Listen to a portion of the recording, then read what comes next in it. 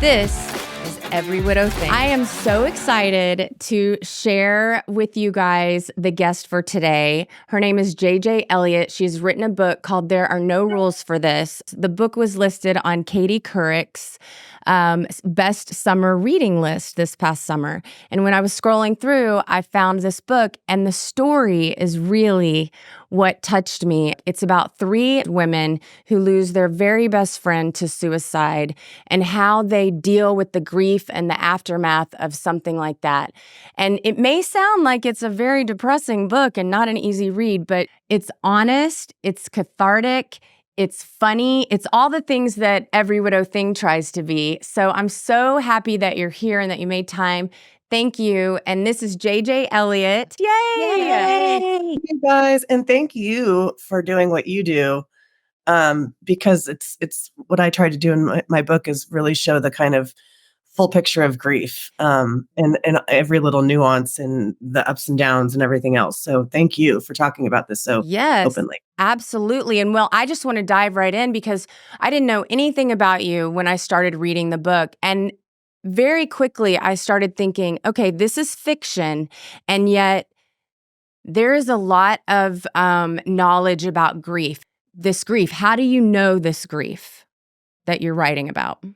So it's interesting because a lot of people, I think that the main character, Allie, is me because I write it in first person, but Allie is the only character that has never really known grief. And I have known grief most of my life. My mother died by suicide when I was 17. My whole young adult life was kind of figuring out that, grappling with and figuring out that grief and also trying to understand more about suicide. And then actually, as I was writing this book, you probably don't even know this. So I wrote the book for about 6 years. And as I was finishing, my father passed away in 2018. So went back in. Yeah. So I went back into the book with like this fresh, and when my dad died, unlike when my mom died, I was able to really just openly grieve him because it was a natural occurrence. It wasn't, with my mom, there was so many other. Shocking. Right. Exactly. And I was older and it was, and I went back into the book and a lot of the kind of really raw grief passages were written after my dad died, like right in the kind of aftermath of that. So it was healing on so many levels. Yeah, I'd love to talk more. And I think the girls have questions too about suicide is not really talked about as openly. And I mean, look, death isn't talked about very much either, but I feel like suicide is such a taboo subject for a lot of people. I would love to know what was your experience after your mom died? How were people handling you, but in a way, handling you, especially at your age and how they talked about it. Well, so I made it real easy to handle me because I went into perfection mode. I lost weight, got perfect grades, dated the cutest boy in school. Like I made it so that it was almost like if nobody feels sorry for me, this terrible thing didn't happen. And then I went away to college, and college was like this relief for me because I wasn't the person that this happened to, in a small town where everybody knew. And I was able to just kind of be young and free and have fun for 4 years. But it was after college when I started working and just like life just started, just normal life, that I went down hard. I got into therapy, and which I've been in most of my life since. I worked on the suicide hotlines for a couple of years. It was a process of both grieving and also just trying to understand what had happened in my life. And, and that was all very helpful, but it was a lot. It took a long time. I'm curious how someone at that age, and it's touched on in the book with some of the characters, how do you handle that sort of that second guessing, that, how did I not know? What could I have done? Kind of that guilt at that age. I can't even imagine how overwhelming that would have been. I didn't, I'm sure I felt that at some point. So my mom had been, in retrospect, I'm pretty positive my mom was undiagnosed bipolar, which I would also say I think Feeney is Mhm. the character in the book. My mom was like very creative and so much fun, a lot like the Feeney character. But then she would sleep in the day or like forget to pick me up from school, or there like I saw things that even my dad didn't see. But I didn't know it wasn't normal. I was an only child. I had no reference. It's like now as a mother, I can look back and see things, differently, or just even as an adult. But my parents were always like, "Your life is perfect. Our marriage is perfect. Our family is perfect." That was kind of what I Mantra. was being told, shown, and I had massive anxiety as a kid. And I think it's because I, on some level, knew that that was not true and that things weren't great, but nobody was talking about it. And so it's like I can almost unpack things now in a different way. That it actually it's almost a relief to be able to understand that, because like I'm not a massively anxious person. I had all these allergies. I had all this. I was a mess, and I think it had a lot to do with just the like dichotomy of my reality, and also like what picking up on other things that was going on at the time. So it's almost it was a total shock, and yet there was also kind of this sense of like something had been brewing, you know? So how did your Um, dad change, like, after that, or did he? Did he kinda just uh, kind of glaze over it and just he pretend it didn't happen, or No, I mean, my dad, he very quickly started dating, like, women not much older than me. Oh, wow. So Oh. yeah. Oh. Yeah, so that was super weird. Again, why it was good for me to go away to college and, have my own life, because it was not great with him.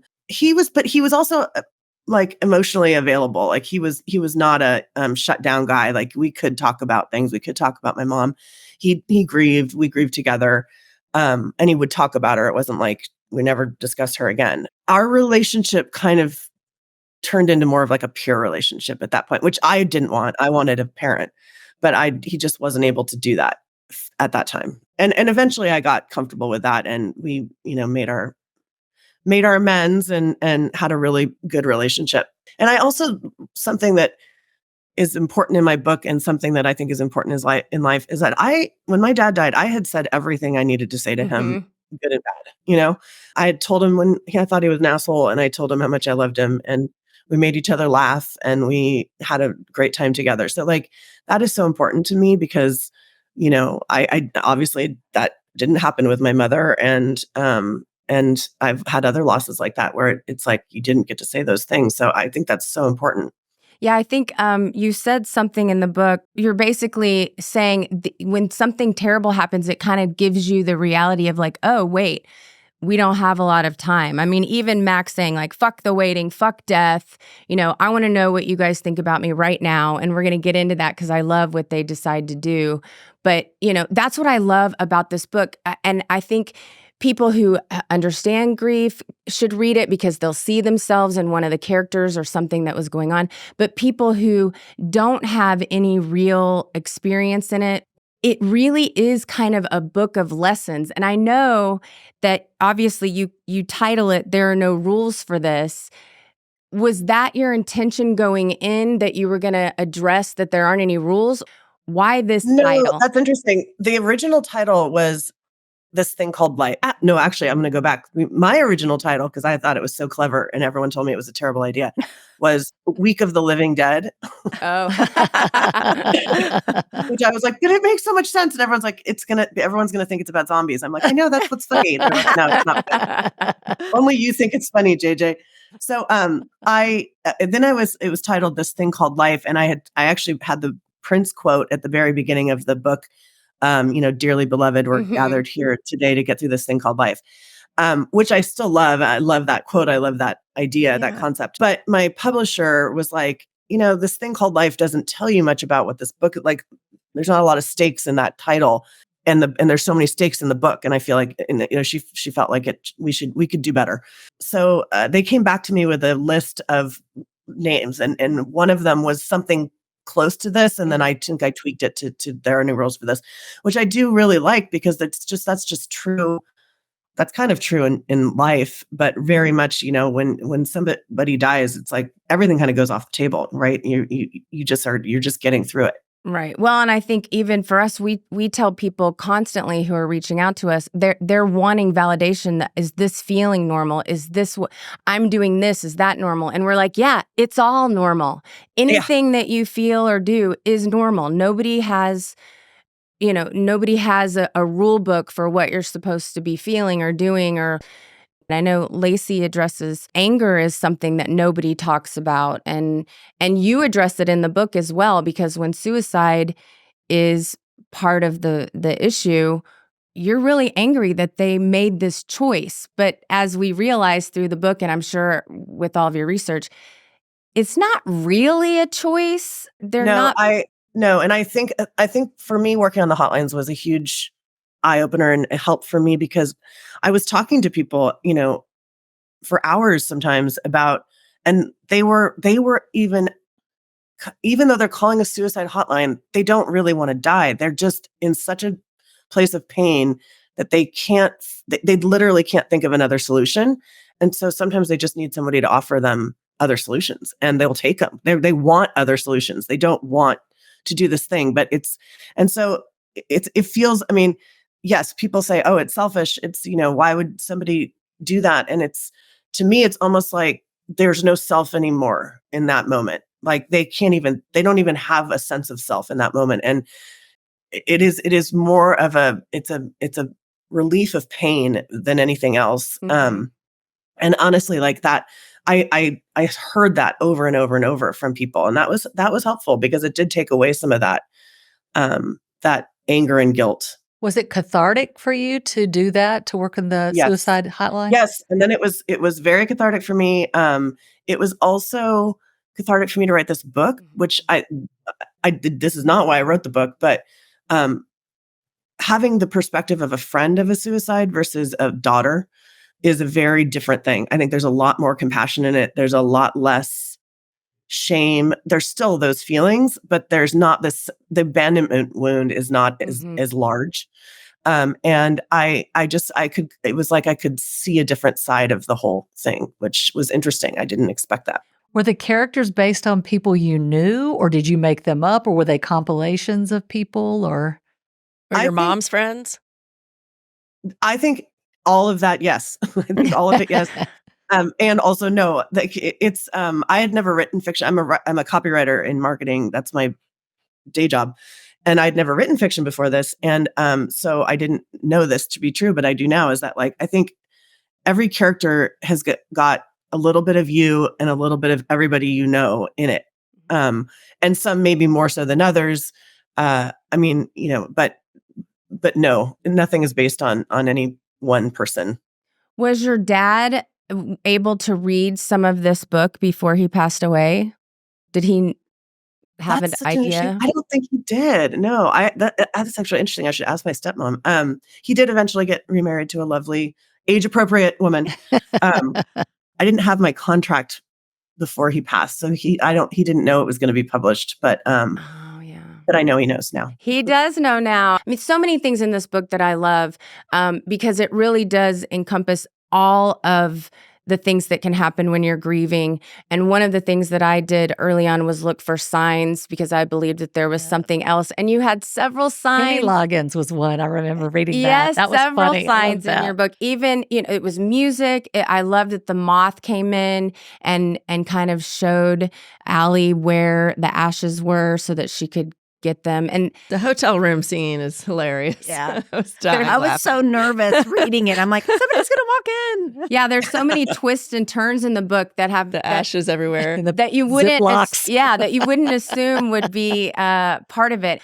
You did a very good job of relaying who these women were, who they were, but then who they were to each other and all their shenanigans. I felt like we're a lot like those characters, because we have a lot of us have dark sense of humor, and we laugh at things that are probably wildly inappropriate to some people. But when I read this book, I thought they get it. Grief can bring out sometimes it's funny. Yeah, the three that remain after Feeney's death, they've known each other for so long too, which I think that is a different kind of friendship than, I mean, all friendships are wonderful in their own ways, but they've really know each other's pains and what they've been through, and they've like seen each other through a lot. So that helps, I think, when they lose Feeney. Yeah. My favorite, one of my favorite quotes that I kept going back to is, when we were together, we built each other back up. I love that. Yeah. Did Yeah. your mom have friendships like that? And did they rally around you after her death? Yes, absolutely. She did. And she, my Aunt Janet, who I think in the acknowledgments, was not an aunt by blood. She was my mom's best friend. They met when they were teenagers. And she's still in my life. She's a wonderful, amazing human. And she was around from the start, and a couple other friends of my mom's. And they very much had, and like I said, Feeney isn't my mom, but my mom did have like a penchant for phallic squashes. And these were her friends that she would do some of these funny things with. So yes, she did have, which was yeah. I mean, were any of the stories based on real life? Like, so you mentioned the phallic squash. So here's the funny thing: when these characters showed up for me, when I started writing, they showed up fully formed in a way. I mean, like I said, I've never written fiction before. I don't know if that's how it happens all the time. They were kind of like, here I am, and I would kind of put them in these situations and then let them go. I didn't have, like, I don't outline. I would, so, and sometimes I wouldn't even, I'd be like, okay, I need to do a flashback. What's going to happen? And I called one of my friends in LA and said, okay, if you were thrown in jail, what would it be for? And she's like, well, there's this van that parks in my neighborhood. That's funny. I Dude, love that I've seen that van in LA. I used to live in LA. I know that van. That was a real thing? Yes. Oh my Yeah. gosh. She didn't vandalize it, but she's Right. like, I've thought about it. So some things, but sometimes I would just be like, okay, here's what they're going to do. And I'm just let them kind of go. And they would tell me what was going to happen.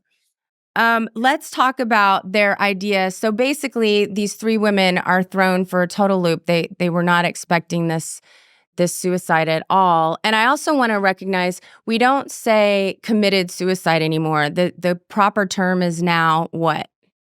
Died by suicide. Died by suicide.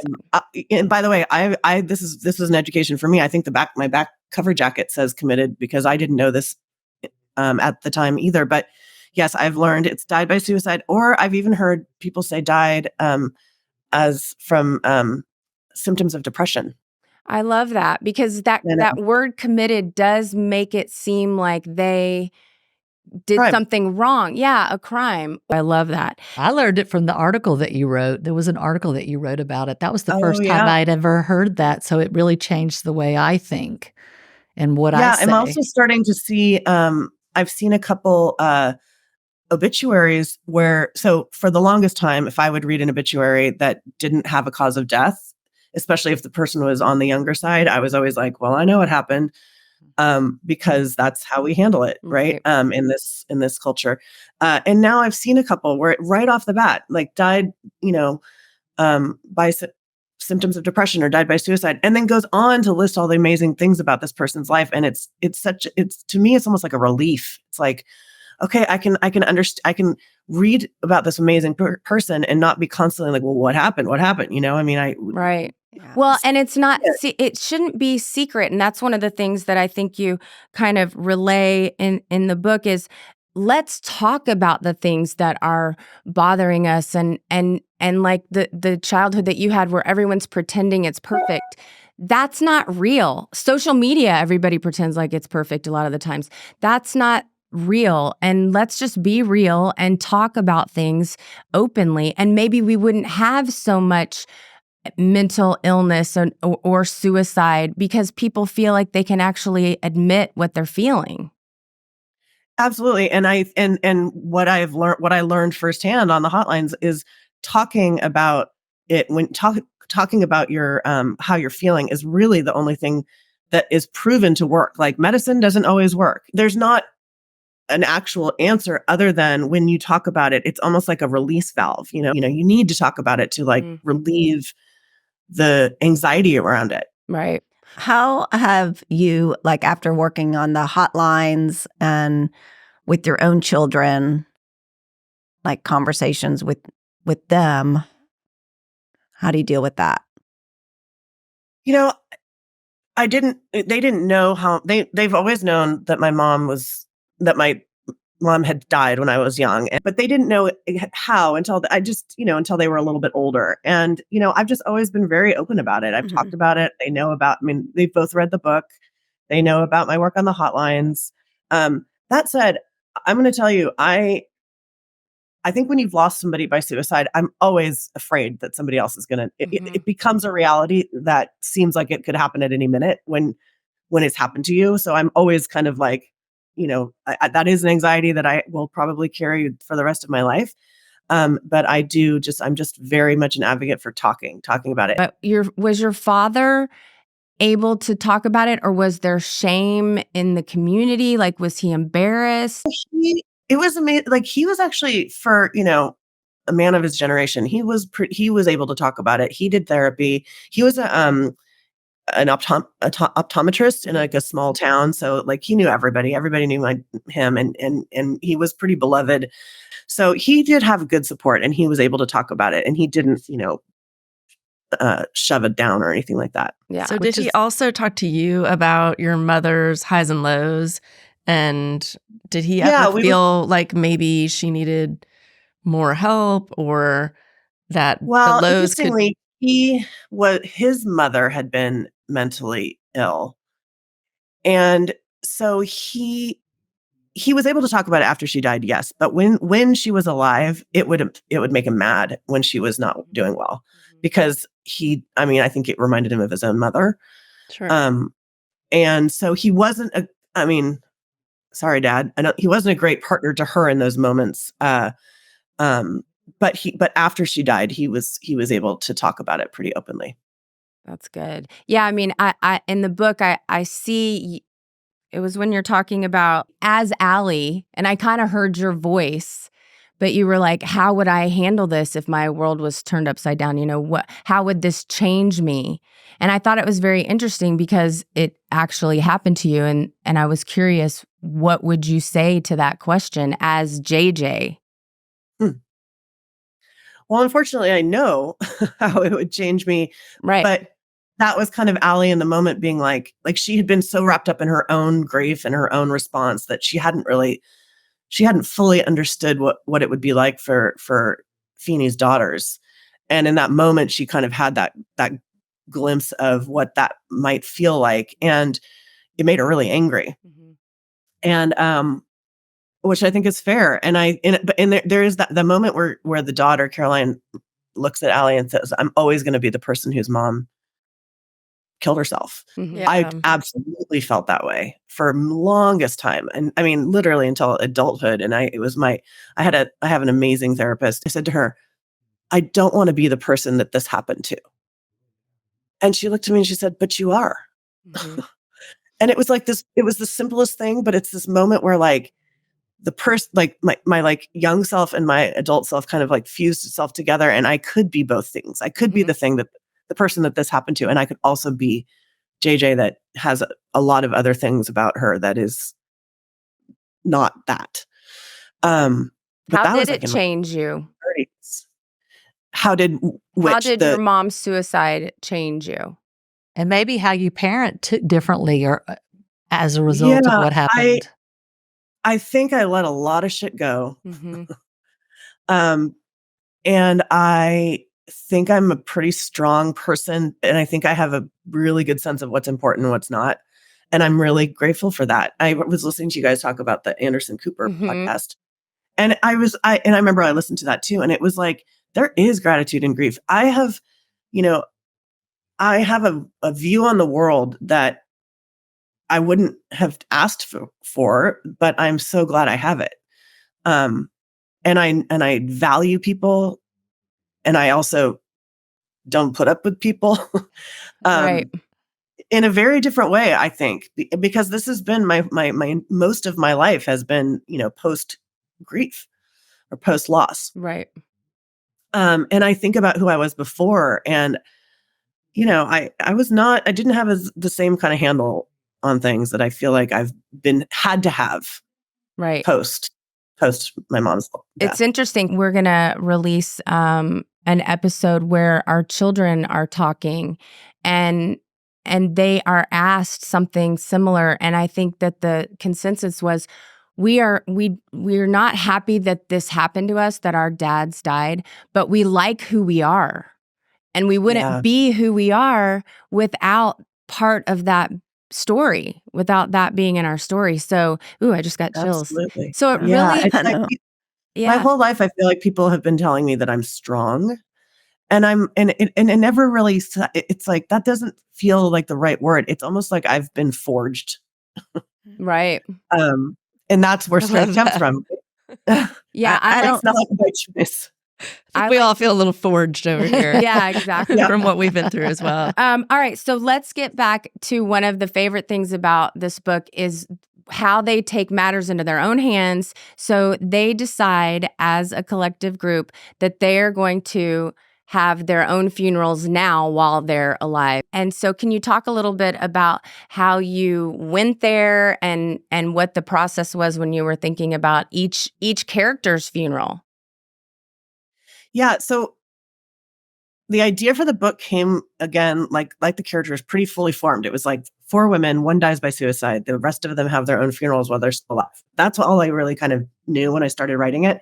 But I loved that each of them came away from that feeling like think about Max, her struggles with her mental health was something that her friends valued about her and thought of as like a superpower, and she'd always thought of it as a flaw. So it's like they had this sense of themselves that was different afterwards, which isn't it such a tragedy that most people don't hear from because they're gone when one stands up and talks about them. Right. Yeah. Actually learn about themselves through that process. And they don't always get the chance. So most people don't get the chance. And I really do, maybe because I've had loss for most of my life, I really do try to say the things I want to say. And, I don't want to leave things unsaid. What is the point? Right, exactly. And I try to do it on people's birthdays, but I need to do it, more often. But telling them, are kind of, those are it's a bit of a memorial, right? Yeah, exactly. And share a funny story, or we wouldn't maybe go as deep. Like we wouldn't be like, "Hey, you really struggle with your marriage, and this is why I think it's really powerful." Not on my Facebook post. Listen, I know. Yeah. You might not your birthday's coming up. That's true. Oh, that's I funny. think, but you can say that. You can say, I watched you do these things and battle these demons or deal with these stresses in your life, and I'm moved by it. I'm changed by your struggles and how you manage them. And we've talked on the show about, sudden death versus a long illness. And we've had guests on here who have had opportunities throughout, from the diagnosis till the person passes away to say those things, to have those moments, to have the family, write letters and talk to the person and tell them how they feel. And it's just a completely different situation when the person dies suddenly and it's not something that you're prepared for and you don't have that opportunity to say. And we've all talked about that a lot, how, if we could just have 5 minutes with our spouse to say a few things that we didn't get to toward the end. But that's actually interesting. I almost wonder if that would be an interesting exercise to do. Like, what would you, if you had 5 minutes, like, what would you say? But write it down, or have that. That would be an interesting thing for you guys for any of us to think about, right? Like, what would those 5 minutes look like? What would we say? How would we spend them? It would almost be overwhelming, especially since it's been 12 years for me. I think so much has happened. Do you ever think about that? Because it's been a while for you as well, that so much has happened since your mom's death, that where would you start to would they know you now? I mean, because what happened to you and everything subsequently after that has changed who you are. I think about that all the time. Like, what would I say? What would I be like if he came back just for a period of time? Would I even know him either? It's weird. What we probably just say is, I love you and I'm grateful for you, and that's probably all you would need to say. But I hadn't thought about that. That's interesting. But that's where the signs come in, because when you get a sign from your loved one, that's them saying, Totally. hey, I haven't gone anywhere. I'm seeing this. I'm here with you. It's different, but I'm not gone. I'm just somewhere else. So ever since my dad died, I had a dream where it was absolutely a visitation. I know it was, because he kind of came and he said, I want you to know that I see you. I see you for who you are.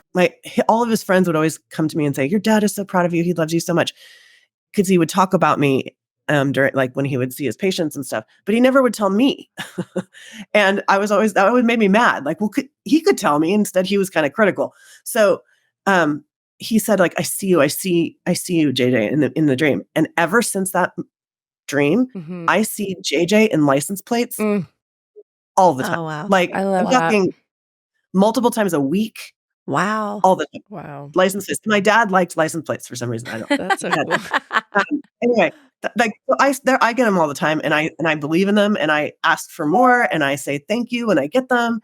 And actually, we moved into a house a year ago, and just this summer, as I was like promoting the book, a white moth flew into my bathroom. Oh and, my God. and landed. Oh. I know. I've never seen. I made the white moth up. I've never seen a white moth. I don't know.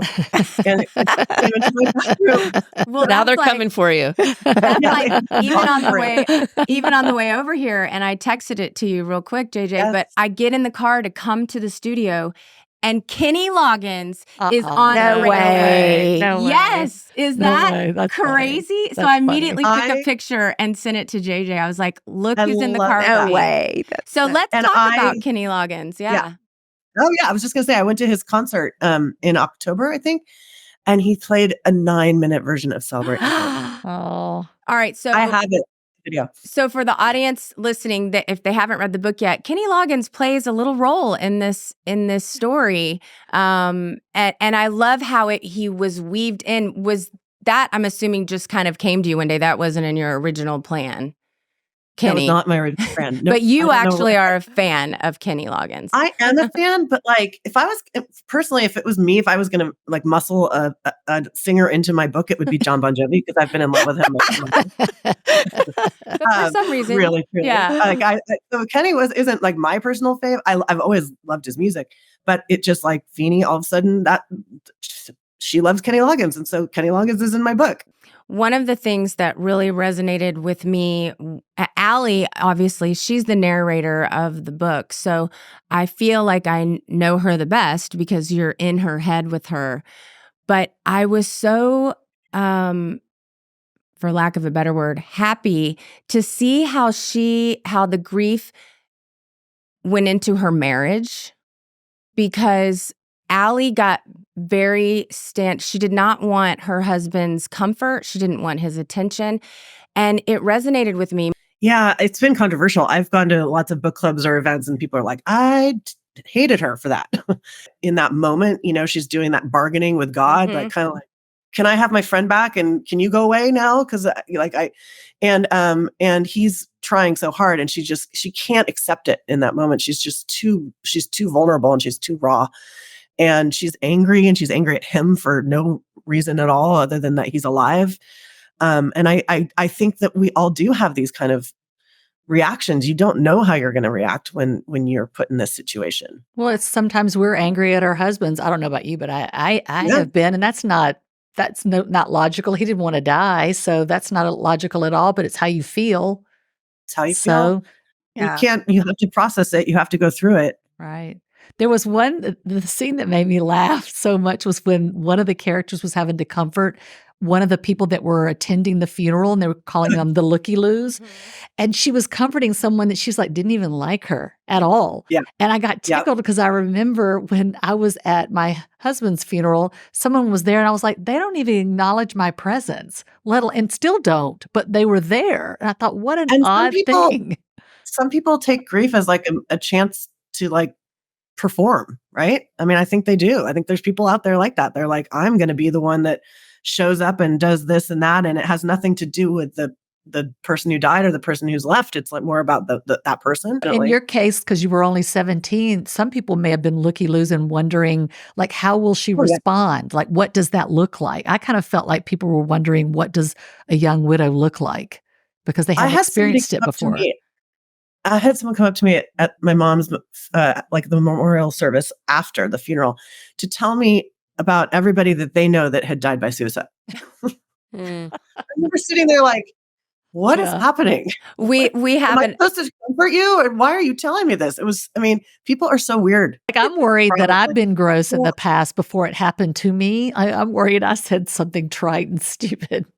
I'm sure we did. Because we're gross too. But I think once you've been through something, I'm not saying you're like, gross. I might be. No, I'm sure we've all had our gross moments. But it's like, I think when you're on the other side, you have just a better knowledge of how to handle those situations. Oh, we hope so. Anyway. Well, and I love you handle the grief in such a great way, and you've got so many different layers of how, because there are no rules for this, you show so many different perspectives of it, and I love it. And I love very early on, you're talking about how people rush to normal.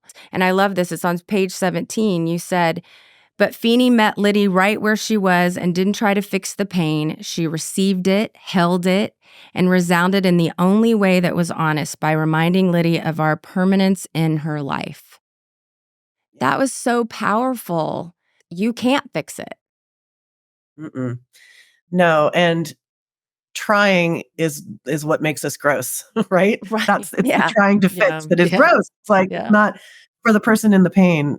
There's nothing you can do just but witness it and walk through it with them. Right. I have someone in my life that I won't mention, but who often does the, well, it could be worse kind of scenario. And I think they think they're trying to make it better, because they care about me, but it's like, well, at least you didn't have this happen and that happened, because I know this person that this happened to, and that's worse than what happened to you. And I don't know if it's like they're trying to make themselves feel better, but it definitely doesn't make me feel any better, because I just need someone to acknowledge, like, this really awful thing happened to you and your family. I mean, you were like taken out on the road by a drunk driver, and I just need the acknowledgement. Yeah, and on the flip side of that, are people who I know my friends, like when we were in high school, I think they wouldn't want to bring their problems to me because they're like, well, her problems are so much worse. Yeah. And that is also alienating, right? Like you want to know whatever other people are going through, because everybody's pain is their pain to them, and everybody's pain scale is as high as it is for them, right? So that was hard for me too, because I would sometimes feel like I wasn't hearing the real story from some people. And it's just like this hierarchy of problems, right? And I learned after our accident, that sometimes people would come to me and they were complaining about something that seemed trivial, like, I think I've mentioned this before, maybe the tile for their kitchen renovation was on back order and it was holding up, and that I'm, months out of losing my husband. And I tried to just I still do. I try to remind myself, it's all relative. Like, this is what they're dealing with now, and you can't compare and you can't try to one up. It just is where everybody is, and it is it's whatever they're dealing with. And you want people to come to you with their backward tile issues or problems in their marriage, like maybe not wanting to talk to you about problems in their marriage because your husband's dead, but you want your friend to come and talk to you about that. Yeah. And there's going to be a moment where it's flipped and their pain's worse than yours. And like, that's okay. That's just the way it goes. Right. And that's friendship and that's life. Or more acute. Like 12 years in, I'm in a much better place than I would have been a couple of years in. Now people can tell me pretty much anything and I don't feel like I have to minimize their pain because mine was this or, whatever. Yeah. I wanted to ask you about the journal. Controversial. I was thinking, because I always have kept notes for years. And I don't really call it a journal or anything. I just keep notes and I put them all on my phone. They're in a section. And I was thinking, oh my goodness, if someone got a hold of that. I even thought about, after reading this, I even thought maybe I should go erase a few lines because I've said some things that people might be like horrified that I We'll get said an or X-Acto thought. knife and So I cut was it out. thinking her Yeah. friends like took her journal and were like going through it. And I'm thinking, I don't know about that. I know. I'd be horrified. So I want to that read it. journal, there was Feeney's voice was missing for so much of the book, other than the flashbacks. And so that the idea kind of came to me, and I'm like, I'm going to play with this idea. And, and yes, it's controversial, and they don't make the decision lightly. And I think in the end, they feel like they're being protective of her, and wanting to be able to share what they can with her daughters. Like I was thinking about her kids, if they knew, like, because she sounded outrageous in a lot of ways. She would do all these outrageous things. And in a way, I think she'd be a lot of fun to hang out with. But your child may not want to know some of those things. Right. And she, that was kind of her only form of therapy. I think she just was not raised in a family where you talked about these things. And she even didn't really want to talk about it with her closest friends. And so her journal is kind of her way of getting some of those things out that she wasn't able to talk about. Also, I will say that when my mom died, there was a journal in her closet, and it was all the pages were ripped out.